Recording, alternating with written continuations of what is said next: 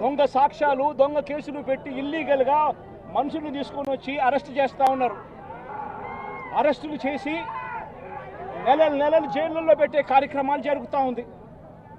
నిజంగా డెమోక్రసీ అన్నది ఏ స్థాయిలోకి దిగజారిపోయిందో చెప్పడానికి అందుకే వంశీ కేసు ఒక ఉదాహరణ అని చెప్తా ఉన్నా.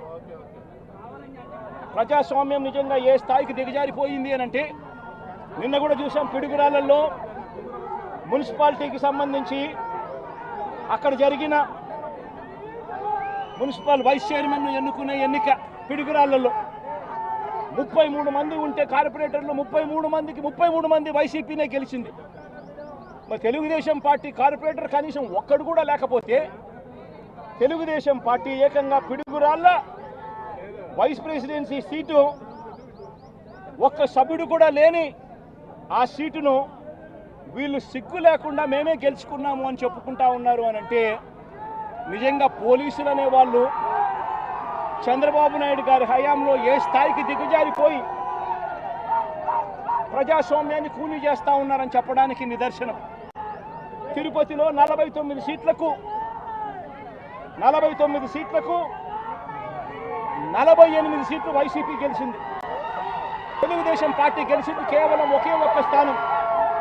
అటువంటి చోట డిప్యూటీ మేయర్ పోస్టు పోలీసుల ఆధ్వర్యంలో తెలుగుదేశం పార్టీ వాళ్ళు కార్పొరేటర్లను కిడ్నాప్ చేసుకొని బస్సులో నుంచి కిడ్నాప్ చేసుకొని పోయి డిప్యూటీ మేయర్లను మేమే గెలుచుకున్నామని చెప్పి వాళ్ళు ప్రకటించుకుంటా ఉంటే పోలీసులు ఏ స్థాయికి దిగజారిపోయినారు తెలుగుదేశం హయాంలో అని చెప్పడానికి ఇంకో నిదర్శనం. తుని నియోజకవర్గంలో 30 కార్పొరేటర్ల స్థానాలు 30కి 30 వైసీపీ గెలిచింది. తెలుగుదేశం పార్టీకి కనీసం ఒక్కడంటే ఒక్క అభ్యర్థి కూడా లేడు. మళ్ళీ అలాంటి చోట ఎన్నికలు జరిగితే అలాంటి చోట వైస్ ప్రెసిడెన్సీని వైస్ని ఎన్నుకునే ఎన్నిక వైస్ చైర్మన్ ఎన్నుకునే ఎన్నిక జరిగితే వైసీపీకి ఎలాగో వైసీపీ వాళ్ళను దౌర్జన్యం చేసి తీసుకునే పరిస్థితి లేకపోయేసరికి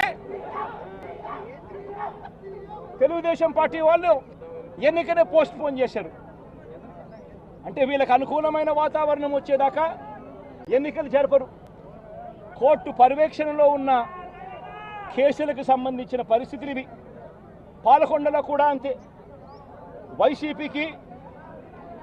వైసీపీకి అందులో 17 ఉంటే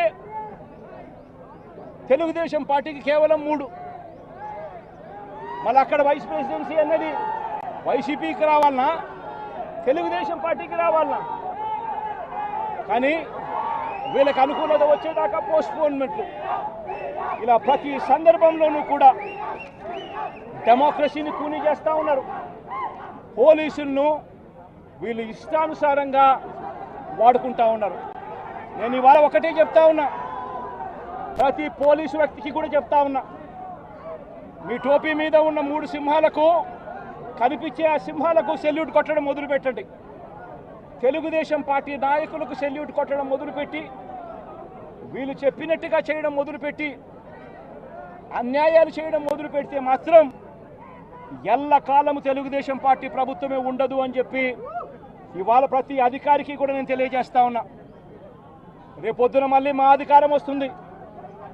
వచ్చినప్పుడు అన్యాయం చేసిన వీళ్ళందరినీ వీళ్ళ అధికారులందరినీ అన్యాయం చేసిన ఈ నాయకులందరినీ కూడా బట్టలు కూడా తీసి నిలబెడతామని చెప్పి కూడా ఈ సందర్భంగా తెలియజేస్తా ఉన్నాను. ఎవడిని వదిలిపెట్టేది ఉండదు. ఇదే వంశీని అరెస్ట్ చేసేటప్పుడు సిఐ అన్నాడట, నేను 1.5 సంవత్సరంలో రిటైర్ అయిపోతాను అని చెప్పి. రిటైర్ అయిపోయినా కూడా సప్త సముద్రాల అవతల ఉన్నా కూడా మొత్తం అందరినీ కూడా పిలిపిస్తామని చెప్పి కూడా ఈ సందర్భంగా చెప్తా ఉన్నా. చట్టం ముందు నిలబడేట్టుగా చేస్తాం, బట్టలు ఊడదీస్తాం, న్యాయం జరిగేట్టుగా చేస్తాం అని ప్రతి ఒక్కరికి కూడా తెలియజేస్తా ఉన్నాం. ఈ మాదిరిగా అన్యాయం చేయడం మొదలు పెడితే మాత్రం ఖచ్చితంగా ప్రజలు దేవుడు ఇద్దరు కూడా వీళ్ళను శిక్షించే కార్యక్రమం ఖచ్చితంగా జరుగుతుందని చెప్పి సందర్భంగా మరొక్కసారి వీళ్ళందరికీ కూడా చెప్తా ఉన్నాం. అన్యాయంలో భాగస్వాములు కావద్దండి.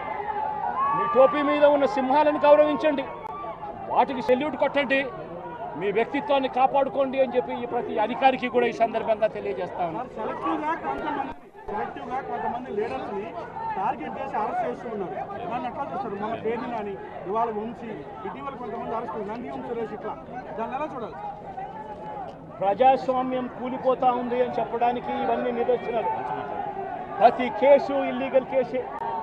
ప్రతి కేసులోనూ కూడా వీళ్ళే బెదిరిస్తూ ఉన్నారు, అవతలోడు బెదిరిస్తూ ఉన్నాడు అని చెప్పి వీళ్ళే కేసులు పెడతా ఉన్నారు.